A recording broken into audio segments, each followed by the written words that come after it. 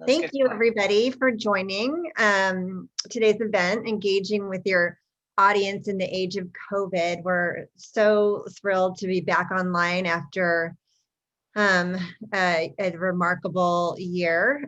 We've missed everybody at our in-person events, and we're super excited to connect with you today and in months coming.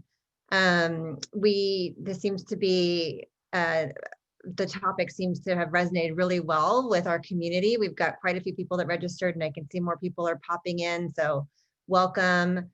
Just a few housekeeping items before as we get started. As many of you know, for many years, I think 80 plus, we were NorCal BMA, and over the last couple of years, we have been merging with the ANA Business Marketing, and it's official. We're now officially ANA Business Marketing Northern California.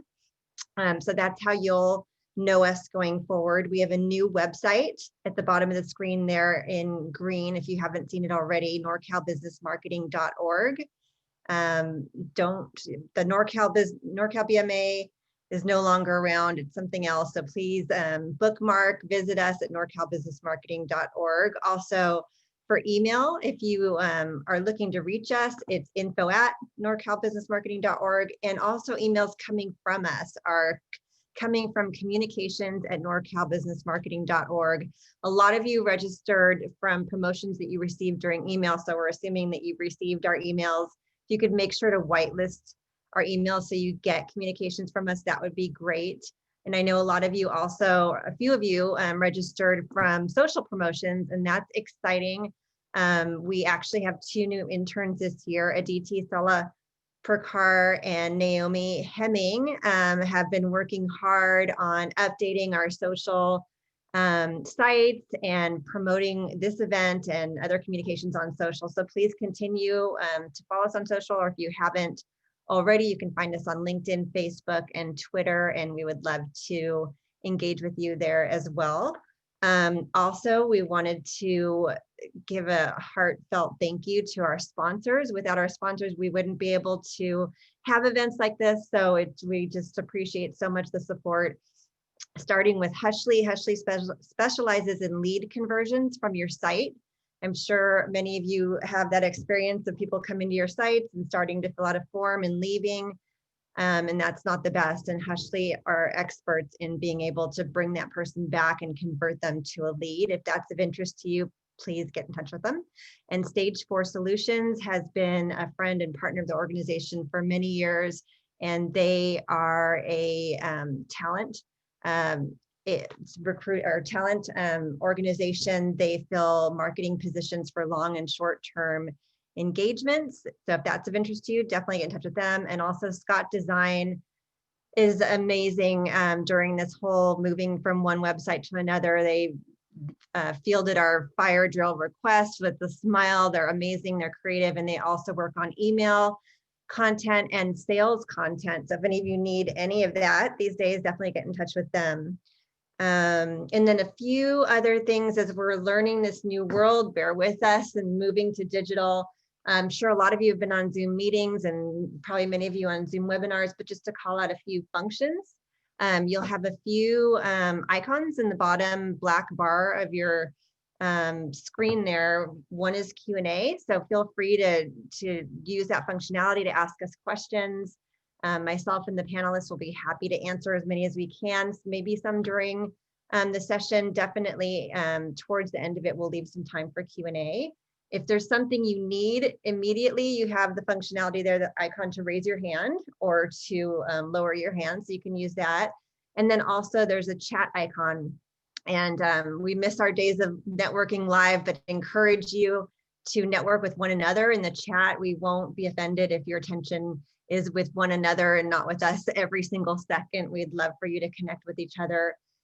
More to that, if you feel like it, please feel free to pop in your LinkedIn link, your profile link, so that you can all connect with each other after this event. And then one other feature is polling. And to illustrate how that works, we're going to go ahead and kick off our first poll now. So Aditi, if you wouldn't mind launching our first poll. Here we go. So this poll is around what you've all been facing during COVID. what key challenges have you been experiencing? So if you can go ahead and select the option that makes the most sense for you. No challenges, business has been booming. Some challenges, but also new opportunities, or maybe you're having a tough time, or you're ready to get back to the office and tired of these virtual meetings, or maybe you never want to go back to the office at all and you love virtual events. Let us know. We'd love to know how you're feeling during these times. We'll just give you another minute or two to select your answers, and just another couple seconds and we'll wrap it up. Okay, let's wrap up the poll and share our answers. Well, that's really great to see that a lot of people are finding the silver linings in our new world and seeing new opportunities. That's really great to hear, and we hope to hear more about that.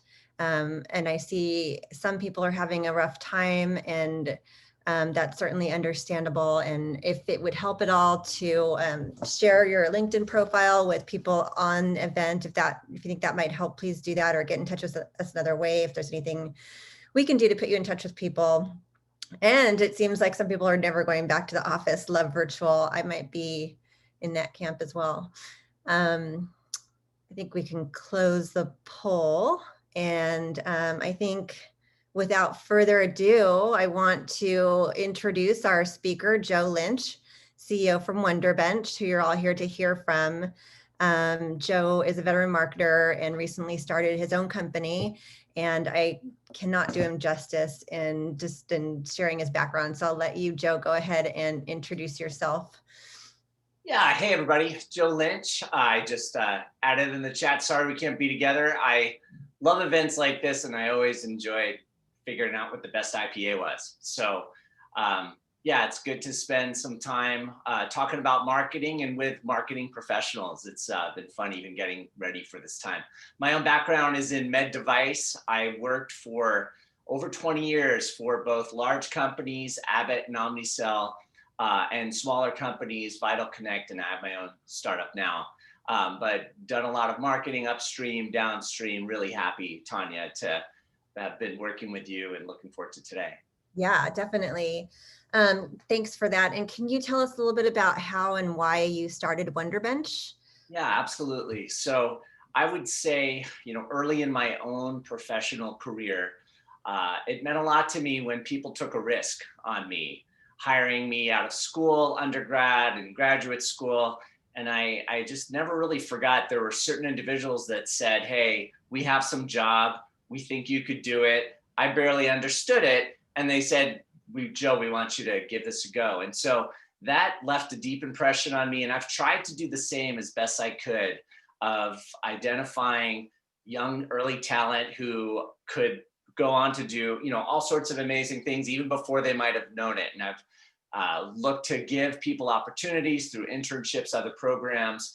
And my observation was the larger companies would often have dedicated resources, even teams, to do that, whereas small companies were so busy and not as resourced, they couldn't often get to it. And so my thought was, what if there was a small company that basically did that on their behalf, that came alongside smaller companies and said, we will be your college recruiting, kind of as a win-win, to help them become more competitive and to open up more opportunities for folks coming out of school. That's awesome. I know we've been a recipient of some of that as well here at the organization. Can you share with us how you're navigating our current environment? Do you have any tips and tricks that you can share with our guests? Yeah, and we'll get into it, but I think in the current environment, it's tough. It's tough for so many people, right? It's tough for all the unemployed. It's tough for people who just finished going to school, have all of this debt, and now they're trying to get into the market, whether it's an internship or a full-time job. And so I do think being personal and building relationships is kind of key. And I know we're going to talk more about that. And then connecting kind of person to person and really helping one another out.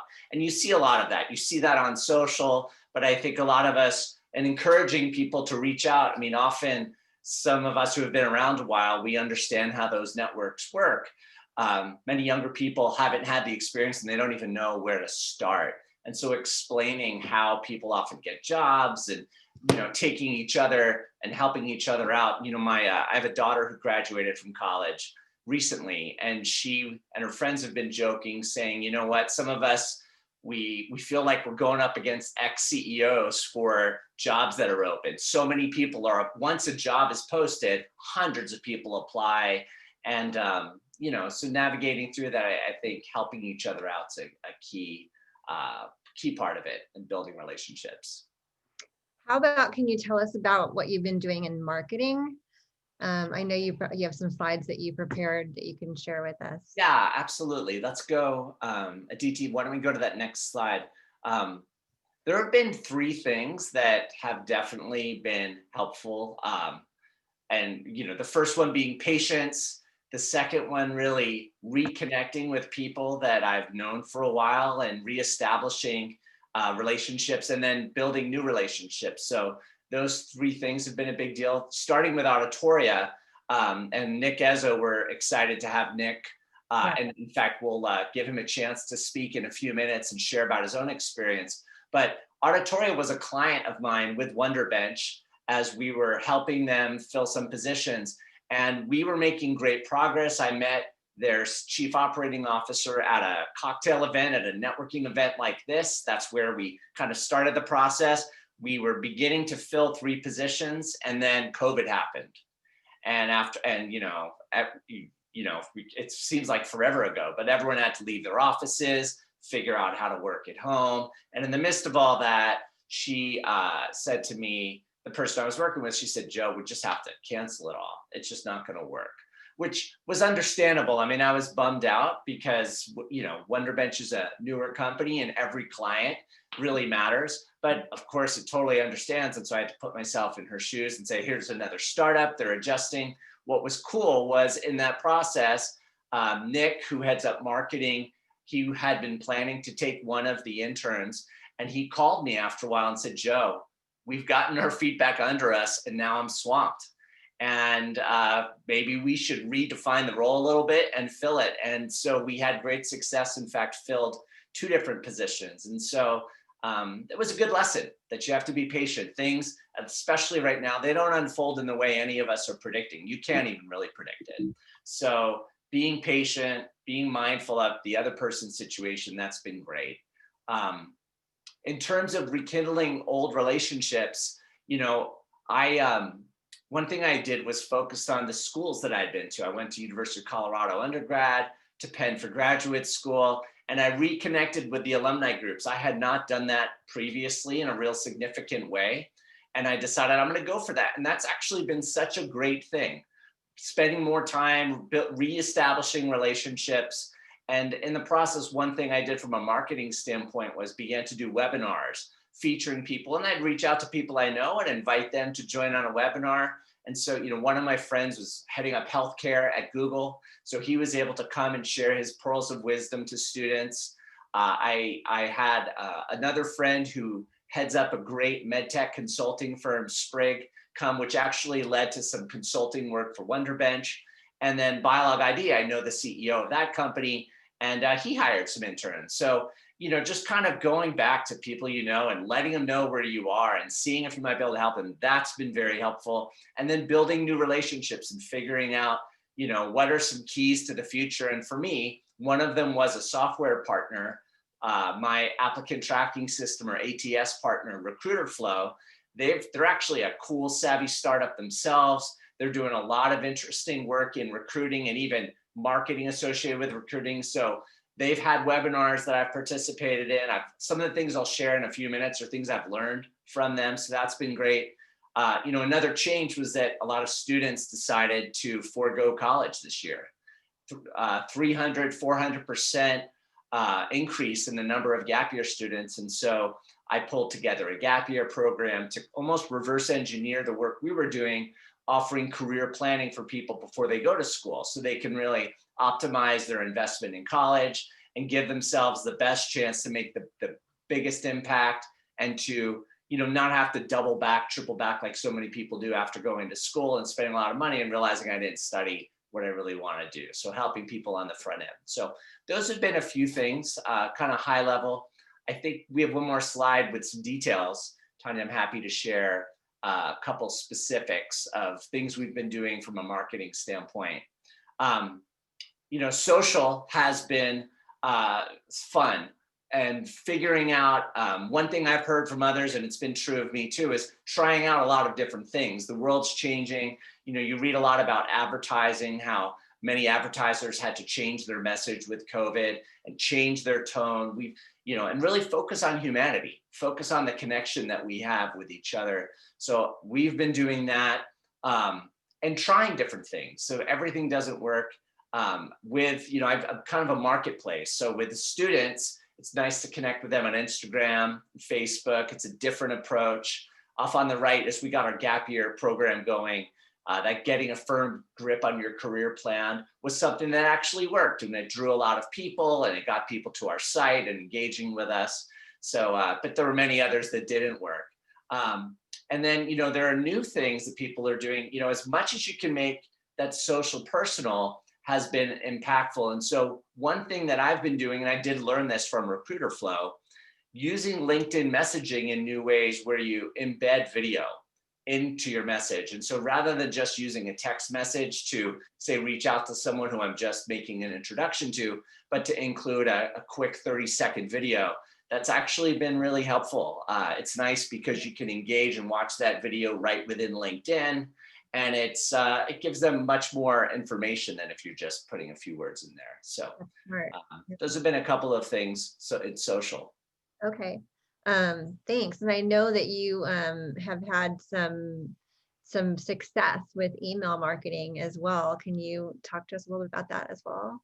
Yeah, absolutely. I brought this, I was grabbing my book. I don't know if everyone's familiar with predictable revenue. So I gave this a read recently. It's been this way for a while. Email marketing, as much as we may all get tired of it, it is a really good personal way to engage. And so I've been using sequential emailing. So where you set up a campaign and you engage with the person, say 2 or 3 times, and I've really focused on 2 as a really effective way to do outreach. And a lot of personalization in those emails. And so it's not the same quantity, it's not mass marketing, it's really personalized marketing, but still automated, where that first message has a lot of personal information. I may even do some research and have a couple of sentences in a paragraph that are very specific to the individual, but then some automated follow-up that becomes more universal. That's actually been really effective. And in fact, that second email is usually the one that gets all the replies. So yeah, I've had great success with that, and then, typically that can then open up the chance for a call where we can share the profiles that we build, which we show here in the middle, where we have job fit assessments and recorded video interviews, and we really are able to quickly identify candidates who are a good fit for the jobs, like a DT and Naomi. Yes, our interns, we love them. Yes, those have been some of the things we've been doing.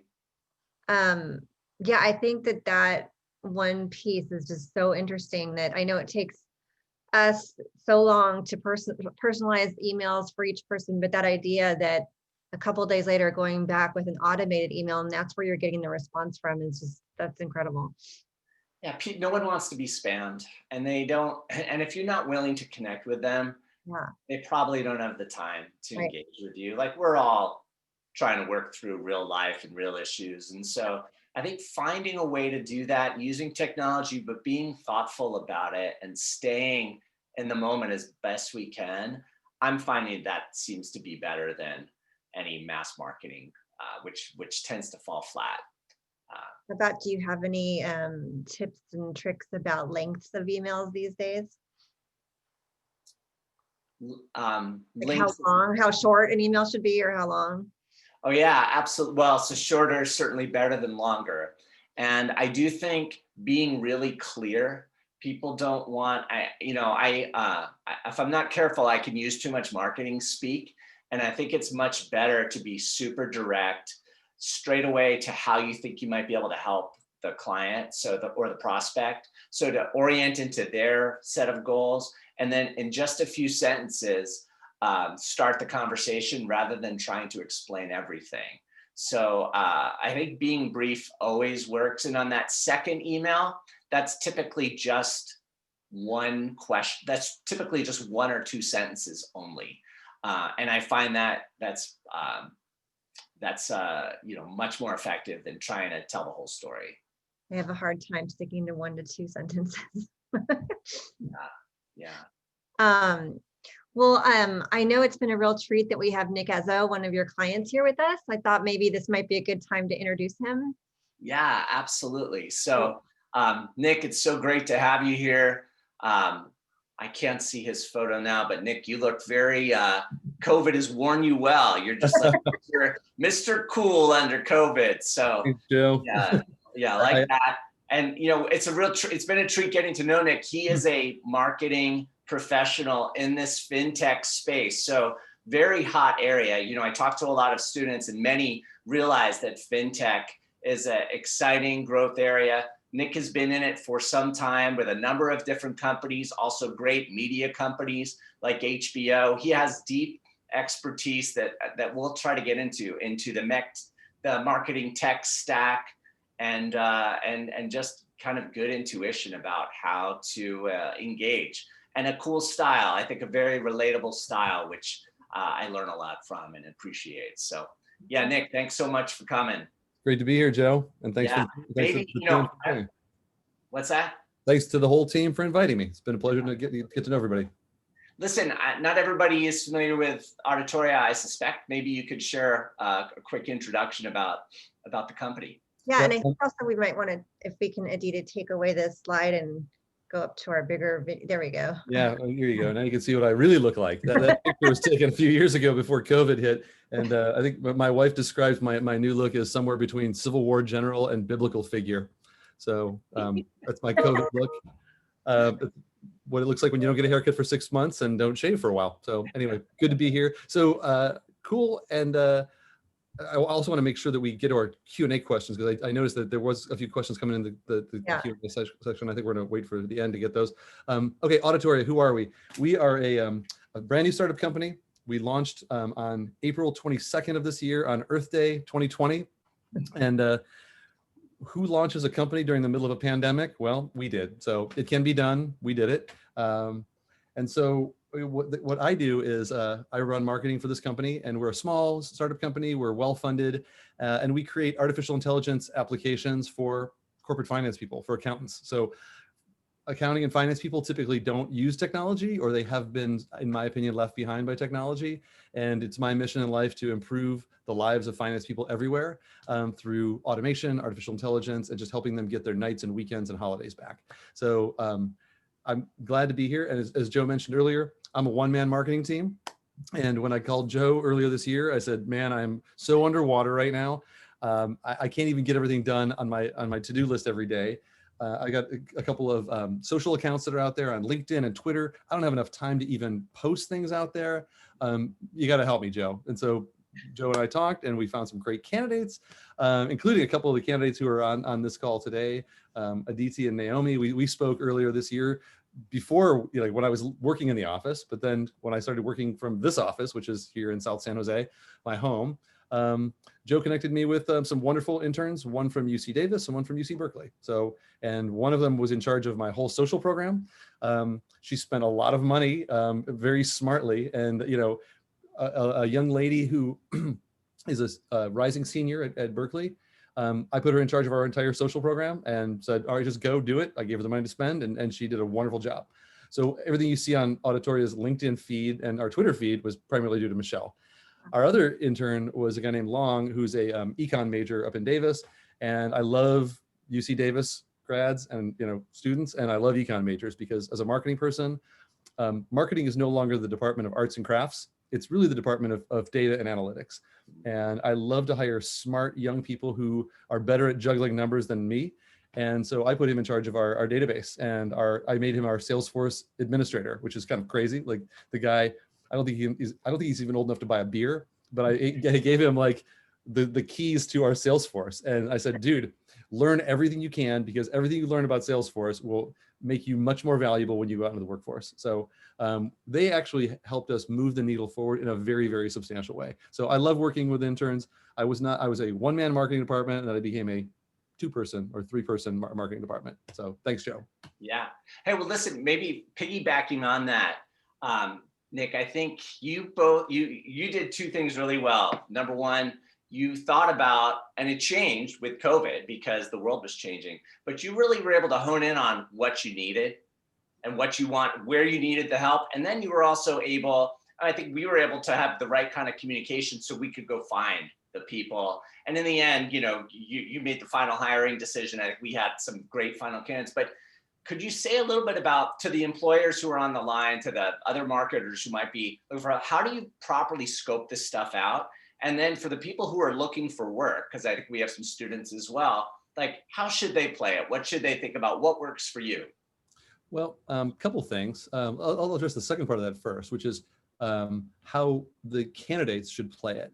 And I have a blog post from years ago. I'll try to dig it out if I can. It's called "Why Marketing Candidates Fail to Get Hired." And as a hiring manager, that blog article was born out of frustration for me, Joe, because I would have candidate after candidate after candidate, and their resumes were very boring, and maybe they were spelled, the grammar and spelling was correct, but they didn't move me. And then I had a woman come into my office, and she was a marketing person, but she had a design background, and her resume looked like a data sheet or solution brief for her. And it was like, my key features, my key benefits, why you should hire me. And it was beautifully laid out. I was like, wow, this person is not just talking about marketing, she's showing me she knows how to do marketing because she knows how to market herself.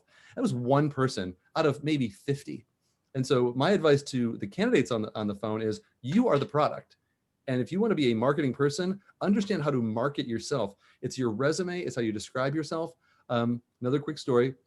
I always open every interview with the same question. I would say, if I was interviewing Joe for a position, I'd say, hey, Joe, I've took a look at your resume right here. I love your experience. Why don't we just set this aside for a second? And why don't you give me the 2-minute Joe Lynch story made for TV? And I say it the same way every time. And sometimes people say, well, I'm a big fan of marketing, and I went to school for marketing, and I studied this and I studied that, and I got really good grades, and I really want to be a marketer. It's like, okay, yeah, that's great. But once in a while, I get somebody who says, hey, you know what? I was the first person in my family to go to college. My dad was a truck driver, and my mom was a teacher, and I always had a passion for marketing. When I was in grade school, I did a project, and I explored marketing, and I thought, wow, this is really great. I love this. And so telling me where you came from, what you're about, how, what's your approach to life? Because I don't ask them what your work experience is like. I say, tell me your story. And when you can connect to somebody, they won't remember, like Maya Angelou famously said, people will not remember what you said. They won't remember how you said it, but they will remember how you made them feel. That's right. Yeah. And if you can walk away, you can put something on your resume that's personal, like loves playing guitar, loves surfing, loves barbecuing on the beach, whatever. When everybody's looking at the resume a week later and they can't remember what the interview was like, they go, oh yeah, Joe Lynch, that's the guy who likes to take his dog for walks on the beach. Okay, great, cool. Because that sticks with people. Why? Because we as human beings, not just marketers, we're wired for storytelling. And if you can tell somebody a story innately, even before we humans invented writing, we told stories about, stay away from that cave because, evil God lives in there. Well, maybe it's a bear, maybe it's something else, but like those stories informed us and it helped us understand the world around us. And we're not that far evolved. I hate to break it to you, but we're not that far evolved from Neanderthals, and we still, that's why we watch movies. That's why we watch TV shows. That's why we read books. Stories are very powerful. Would your advice to the employers and to the people who may be, looking to bring on new folks be to get the candidates telling stories and go a little bit off script, get into the real? Any other, is that one of your takeaways? Any other? Yeah, you can actually stop and say, no, I don't want to hear about your work experience. Tell me your story. Tell me your life story. And sometimes they don't have a story. And maybe for the next interview, they'll stop and do some self-reflection and come up with a story. Flip side of that is, as an employer, you need to tell people, what is your mission? Why are you, what are you trying to do? And I when you introduced me, one of the first things I said is, my mission in life is to improve the lives of finance people everywhere. That's my story. That's what I want to do. That's what I do. And so you may not remember anything else that I say in this meeting, but 2 weeks from now, you're great. That's the guy who wants to improve the lives of finance people. So yeah, that's yeah. I mean, I see that in you, and I see that actually in all of your marketing work. And what's so interesting for an age, I mean, we now have digital natives growing up with social media as maybe their primary language. And the danger there is that you're just trying to say what everyone else wants to hear, and you may not even know what your own voice is. And so it's a good call for any of us, and especially folks that maybe have gotten challenged by that. That's a thing, that's a hot topic among all the students I've engaged with, right? Well, in terms of social, figuring out finding your voice is a big deal. Yeah, exactly. In terms of social, yeah, you could put things on Twitter, you could put things on LinkedIn, you could post on Insta or some other medium, like here's some food I ate, or here's what my restaurant meal looked like or whatever. Yeah, who cares? But I've actually gotten involved in Medium, if you're familiar with Medium as a website, and there people are actually telling their story, and it's a long form thing. It's not just a 140 character tweet or some short thing that you posted, but it's a well thought out story, and people can actually vote on it and upvote it. And the things that get exposed to me through my feed are things that other people think I want to see. So I'm a huge fan of Medium. Yeah. So I know you've had a lot of good movement with Auditoria here in the last number of months and through COVID. Can you share maybe a couple stories of something you tried that maybe wasn't so great, and then maybe something you've worked on that really worked? Yeah. I mean, you guys were talking about email earlier, and I couldn't agree with you more in terms of the authenticity. I put out thousands of emails per week, and the demise of email has long been predicted, but it has not yet come to pass. It is still the go-to for marketers, and no one likes to get spammed. And it used to be things like you'd ask someone, what's the best time of the week to send out an email? And it would always be the same thing, between 9 a.m. and 12 p.m. on Tuesdays and Thursdays. Well, what happened then? Well, everybody crammed their spam into those two windows. So look at your inbox on Tuesday mornings and Thursday mornings. It's the spamming hour. Yeah. So I try to think about things a little bit differently. So I sell to kind of a senior finance buyer, so the CFO or the controller, C-suite people. And I send an email on Saturday mornings or sometimes Sunday mornings, because I know that they're flipping through their phone on Saturday mornings. They don't unplug. They might be standing at their kid's soccer game or waiting in line at Starbucks, and they can't unplug. They've got the fear of missing out. And so I'm sending emails on Saturday and Sunday mornings, and it's always from me. I think you used the word authenticity, or be authentic. I always send them from myself. There's no marketing@auditoria.com, .ai. That doesn't exist. We don't even have that alias. Every email comes from Nick Ezzo. It's personally signed by me, and it's personally written by me. And I don't encourage this, but sometimes I'll actually just sit down on a Saturday morning with nothing to write, and I'll just come up with something like on the fly that I want to say. And it's not always trying to sell the product either. It's always provide something of value, gives them something of value. Here's a piece of research. Here's an article you might like. Here's a piece of data that's going to help you be a better business person. So I love what you said about email marketing. Yeah, well, you're a relationship person, and you're building relationship, and it's not instant, right? It takes some time, and there's back and forth. And in the beginning, you're going to give a lot before you get anything. Especially, when someone's going to trust you with their platform for finance, they're going to have gotten to that point. That's not in a moment, probably. One thing you probably haven't heard me say is that I actually hate the funnel as a metaphor. In marketing, we've all been told about the funnel. I hate the funnel as a metaphor, because it implies that things go in and they always move in one direction, and they always move toward a sale, and they always move toward a closed one deal. And that's absolutely not. It gives people the false impression of what marketing can and can't do. And it also gives a false impression of the inevitability of a sale. And I tend to think of the world more of like a bell curve, right? So a bell curve is like in anything. You can actually see bell curves all over the place. And in marketing, it's a very small number of people are in market right now. If you call them on the phone, maybe 10% of people will say, hey, you know what? I like what you're saying. I'd like to see a demo. Give me a meeting. A small number of people on the other end of that curve will say, I don't want to buy what you sell under any circumstances. I don't like you. I don't like your company. I don't like companies based in Santa Clara. I don't like companies with a .ai on the end. Who cares? Forget them. But the fat middle, that middle of the bell curve will buy from you one day. You just have to stay in front of them and build that trust, as you just said, build the authenticity, keep giving them something of value, give until you can get, and then one day they're gonna knock on your door and go, you know, I didn't need it then, but I need it now. The other thing I like about the bell curve is that it implies that people can move in and out of the buying cycle at any given time. Because sometimes you might be ready to buy, but you changed your mind and next week you're not. And last week you weren't ready to buy, but this week you are. Yeah, yeah. It almost feels antithetical to ask you such a question since we've been having the human authentic discussion, but back to the MarTech stack, right? There are tools that I know you're an expert in and you have a lot of good experience with, and probably some good tidbits to share with everyone who's joined. So yeah. What's the essential marketing tech stack that you would encourage people to explore? Yeah, sounds good. And well, what I'll try to weave into this answer is to answer your previous question, which is what has not worked in COVID, because things that used to work don't work anymore. And so the core of our tech stack, we use Salesforce as our CRM, and we use HubSpot as our marketing automation platform. I used Marketo at my previous 3 companies, and because I don't have a huge budget, I decided let's give HubSpot a shot. And I've actually used HubSpot for various things like blogging, but the core of our MarTech stack is Salesforce and HubSpot. We've layered in a number of things around that.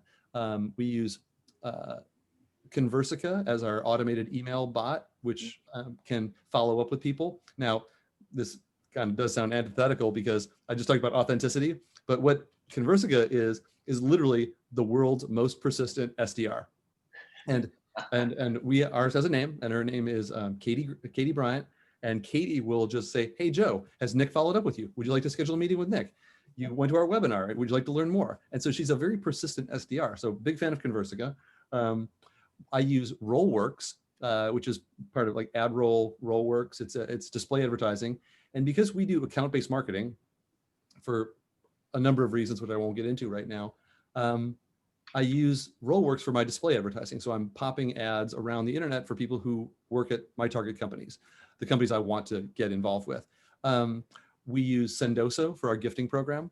And that was one that was a really interesting challenge because I'm a big fan of swag, right? So swag is talking about giving to get, right? I'm sending you something of value. I'm sending you either a snack box or a bottle of wine or some cookies or maybe a branded mug. I don't know, but like just giving somebody something fosters that, well, actually fosters something called reciprocity, which means if I do something nice for you, you feel like you need to do something nice for me in return. By the way, I owe you one of these Wonder Bench mugs. You do. You absolutely do. No ulterior motive. it's on my list. I'll proudly display it. A former CEO of mine that I worked for, he said, there's no more valuable real estate on planet Earth than somebody's desk. And if you can put your logo in front of them every day, remember what I said about the bell curve? One day when they're like in need, they'll look around and they'll go, who should I call? I need an intern. Oh, Wonder Bench. And like, it might be overt or it might be covert. It might be subliminal or it might be, right there in the front of their mind, but put your logo out there because that's a billboard and it's right there on their desk. Yeah. So with gifting, this is one that it was a head scratcher because we normally send gifts to people's offices. Well, guess what? Ain't nobody in the office anymore. They're all working from home. And guess what else? People do not want to give a total stranger their address on the internet. Like, I want to send you something, tell me where to send it. They're like, no way.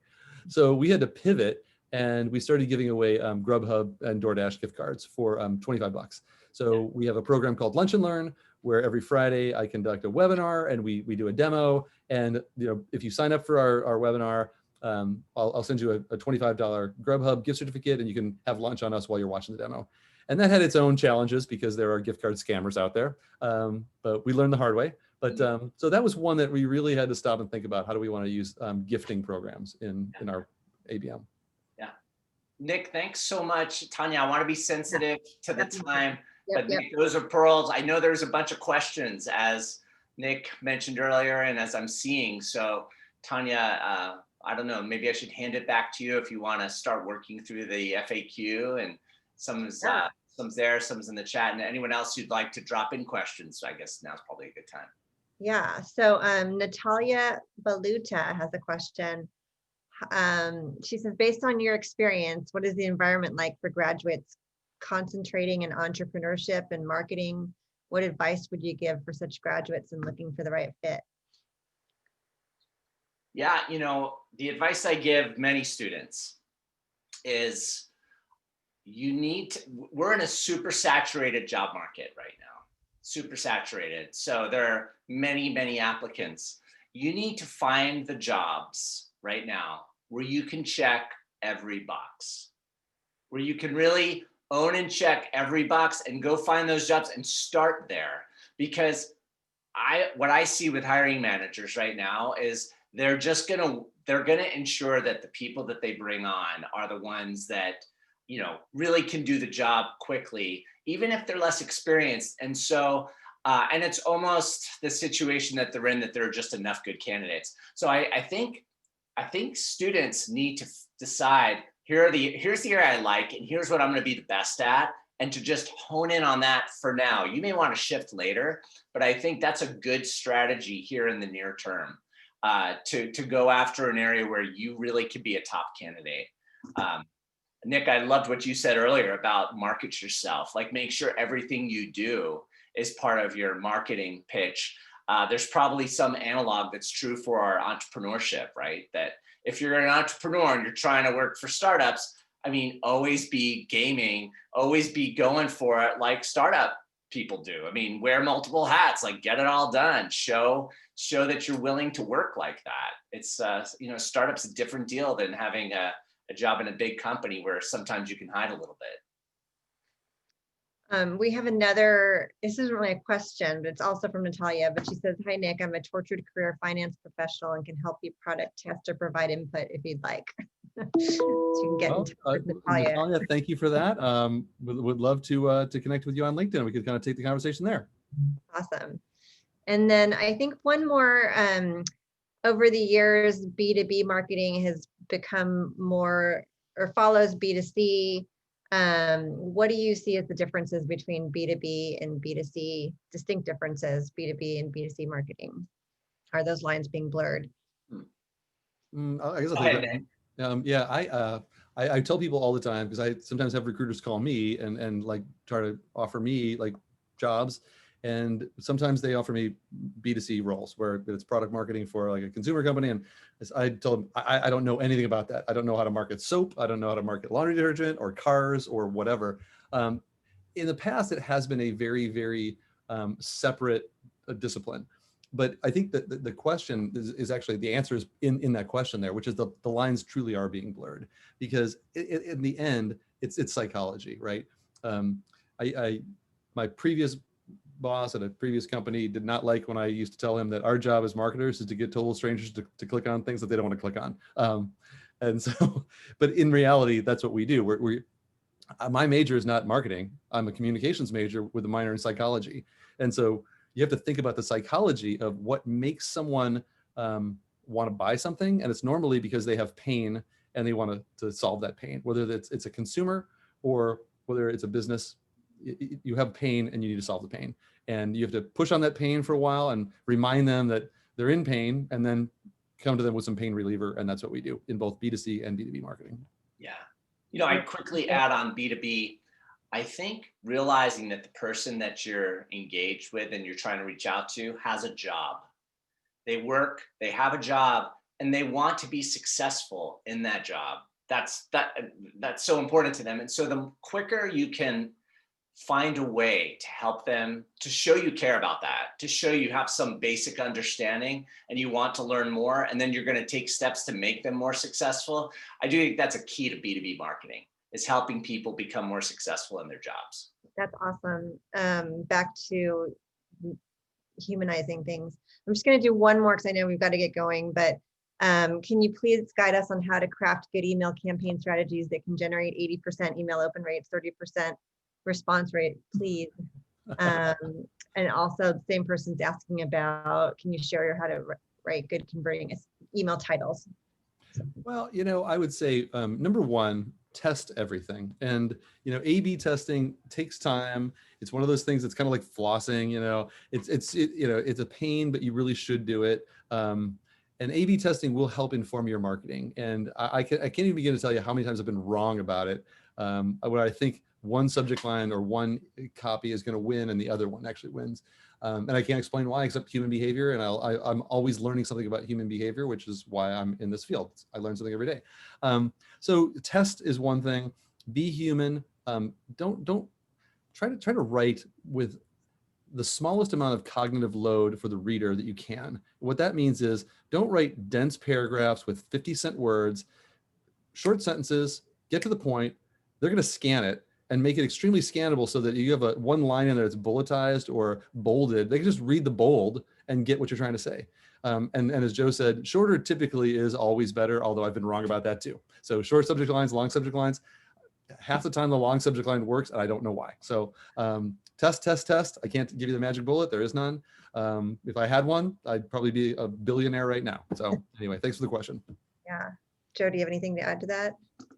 Yeah, I think as best you can, honing in on who the target is and the segment is that you're pursuing with the campaign, the more specific you can be. So like for me, as an example, with Wonderbench, going after 50 to 100 employee companies that are mission driven and that, that they would benefit from early talent type positions, maybe even the kind that I've filled recently. Like it's helpful, I think, to get down to, all right, here's the group I'm going to go after. And then you craft a message very specific to that group. And then like I mentioned earlier, as best I can, I will try to customize it even more to the individual.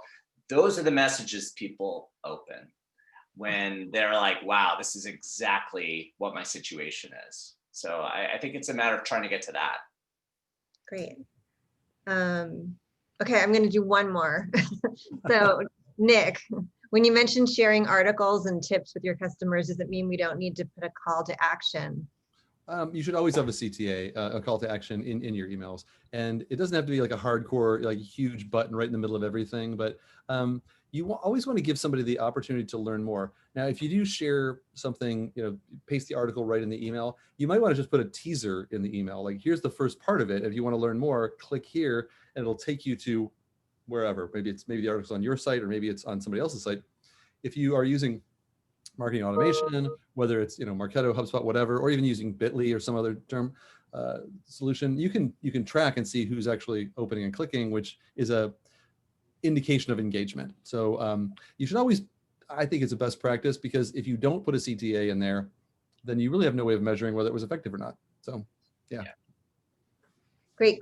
Okay, so I know people are, time is valuable, so we probably want to wrap up. We do have one more poll, and this is a good one, I think, for everybody. We want to hear about what kinds of topics you'd like to hear from in the future. So DT, if you don't mind posting that poll for us, what are some topics you'd like to hear about in the future? And this one you can check all that apply. So go ahead and make your selections: data analytics, personalization, revenue marketing, digital marketing, content marketing, marketing events, more about marketing during COVID, and PR, communication, social media marketing. We gave you quite a lot to choose from there, but you can select all that apply. Don't select any that you're not interested in.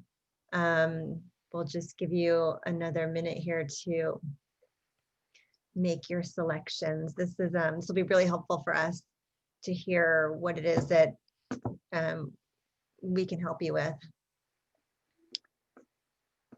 And Aditi, would you mind showing us the results? Personalization, that was yours, Nick. That seems to be tied with data analytics, which I think was Joe's. So it seems like you two have a good. I'll tell you though, personalization using IP has become difficult in COVID too, because in former times, I would see the names of my target companies showing up on my website and I could see who they were. Nowadays, everybody looks like they're from Comcast or AT&T or Verizon. So it's doing personalization using IP is extremely difficult these days. So thank you, COVID. Yeah. Well, we'll definitely have to look to have a session on that. And content marketing, and content's always been king, and it just seems like we're going to need more and more of it now that everything's digital. So this all makes sense. I think we can close this poll, and then in the last couple minutes of wrapping up, we just wanted to share with you what we're doing for our next event. So Didi, if you wouldn't mind putting that slide up. Here we go. Thank you. So our next event is December 10th. Be sure to register. This is going to be another really good one. It's doubling down on digital with our past ANA Business Marketing Northern California president, Ted Conan, who has now started up an agency. He's worked at several agencies, but he's a CEO at Retina, and he'll have a guest client with him. And he'll be talking about the rise of digital spend and advantages of a digitally centric approach. And this is actually really special because Ted will be giving this talk basically to ANA National at Digital Transformation Day, which is a paid event in November. And then he's going to be making kind of a custom session with his client for us. So this should be really good. You can register. It's not on our, it'll be on our site soon, but in the meantime, you could register just directly at Eventbrite. You can just search for Doubling Down on Digital or ANA Business Marketing Northern California on Eventbrite, and you will see it there. Just another reminder again to follow us on social, bookmark our website, stay in touch with us. We're so glad to be back online, and let us know, what it is you're looking for, and we can tailor our content to you. And then besides that, just a big thank you to Joe and Nick and to our board and our interns who've been working hard to get this event together, and our sponsors and attendees. So thank you everybody for participating. It seems like we need to all come together and help each other, and I love that we're doing that. Yeah, thank you so much, Tanya. Yeah. Pleasure. It's been great. Awesome. Thanks, Thanks everybody. We'll see you in December, hopefully. Thank you. All right. Great. Bye. Bye.